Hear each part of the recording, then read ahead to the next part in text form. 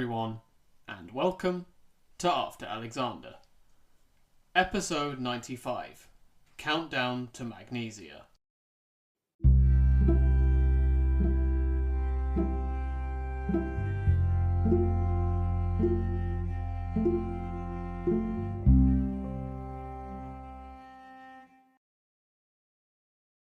The Romans have now crossed over into Asia, and Antiochus III is determined to fight them. We are now closing in on another one of the Hellenistic world's famous battles, namely that of Magnesia in 190 BCE. However, we still have a little ways to go before we actually get there. So, let's explore some of the details we touched upon at the end of last episode and examine them more comprehensively. We will also move all the pieces into position for the seminal Battle of Magnesia itself. We left off our narrative proper with the envoy Heraclides arriving in the camp of the Scipio brothers. A council was summoned, and Heraclides offered the terms we mentioned at the end of last episode. These terms were the withdrawal of the Seleucids from certain strategic cities, the abandonment of Europe, and the repayment of half of the cost of the war. Heraclides also besought the Romans to keep their imperial ambitions limited to Europe. Nonetheless, he said, Antiochus was prepared to concede certain Asian territories if it would bring peace. What you can see here is that Antiochus truly is not negotiating from a position of strength. He would have done well to obey some of the laws of power, keep your reputation alive, and always say less than is needed. The Romans were not happy with this Seleucid offer. You can sense that they also knew Antiochus was not in a great position. As we touched on at the end of episode 94, the Romans wanted the whole cost of the war to fall on the shoulders of the Seleucid king. They also wanted Antiochus to concede all of his territories west of the Taurus Mountains. Essentially, he would have to abandon all of Anatolia mere decades after winning it back from Achaeus the Younger in episode 80. Now, Heraclides knew these public negotiations were going nowhere.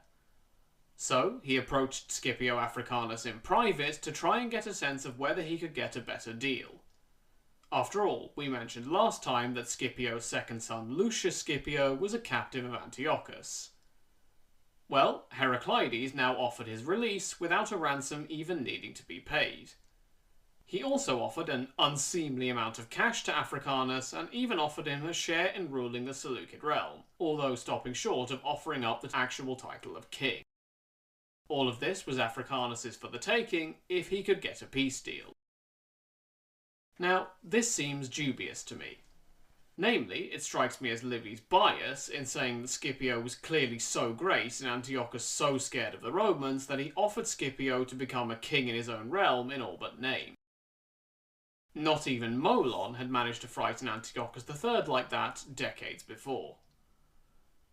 Now, I tried consulting a more modern source to see if this same issue of bias was repeated elsewhere, but Bevan is silent on the issue, except for pointing out these offers as being a contrast between Oriental decadence and Roman virtue.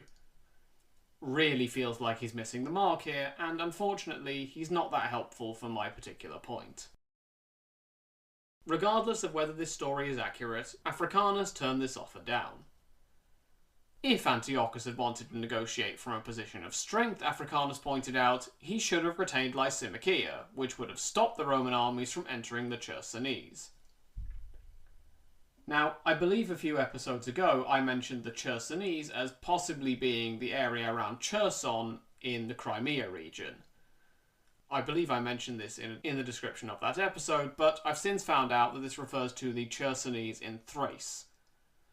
So this refers to Antiochus needing to have retained Thrace in order to stop the Romans from entering Asia. Even if retaining Thrace wasn't possible, Antiochus could have hunkered down and prevented them from crossing the Hellespont into Asia itself. Now though, the Romans were in Asia, and that was a done deal. Africanus argued the Romans were now in the driver's seat and there was no question of negotiating as equals anymore. Africanus accepted the return of his son Lucius, but nothing else. if Antiochus would send Lucius back to him, Africanus would be grateful, and he advised Antiochus not to continue the war and accept whatever terms the Romans gave him. So, Heraclides went back to Antiochus and relayed the information. All of this left Antiochus convinced he had nothing to lose in attacking the Romans, seeing as the Romans themselves were already spelling out terms as if he'd lost. So, war it would be. For his part, the consul Lucius Cornelius Scipio, remember him, Africanus' brother? It's okay, I barely do either, set off through the regions of Dardanus and Rhoetium, with the local populace flocking to him.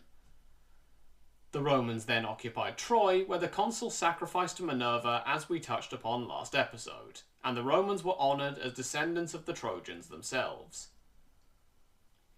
From there, the host headed to the mouth of the Caicus River, arriving 6 days after they first set off.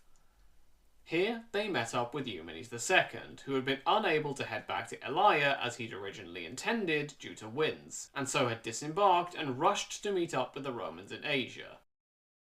He arrived with only a small number of men, having been eager to show up to take part in the fighting. So, he was sent back to Pergamum to secure their supply lines. The plan was now to march out towards the Seleucids and engage before the winter set in. Antiochus, meanwhile, was in a place called Thyatira. The same story of him liberating Africanus' son when Africanus became ill, which we touched upon last time, played out. Now, Antiochus had with him, according to Livy, 60,000 infantry and over 12,000 cavalry, and in the face of such numbers, he was initially optimistic. However, Africanus managed to unnerve him with just his words, having advised Antiochus not to fight until Africanus was well again and back at camp.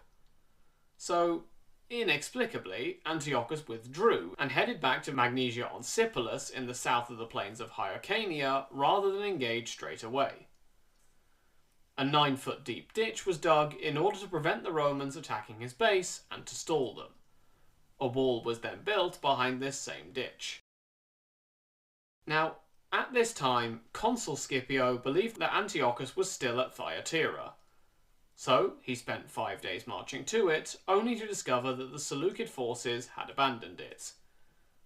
He then followed the tracks of the Seleucids, catching up to within 4 miles, and setting up his own camp on the opposite side of the river Phrygius from the king. It is here that 1,000 cavalrymen, mostly Galatians and Dahae, attacked the Roman advance parties while they were disorganised and threw them into chaos.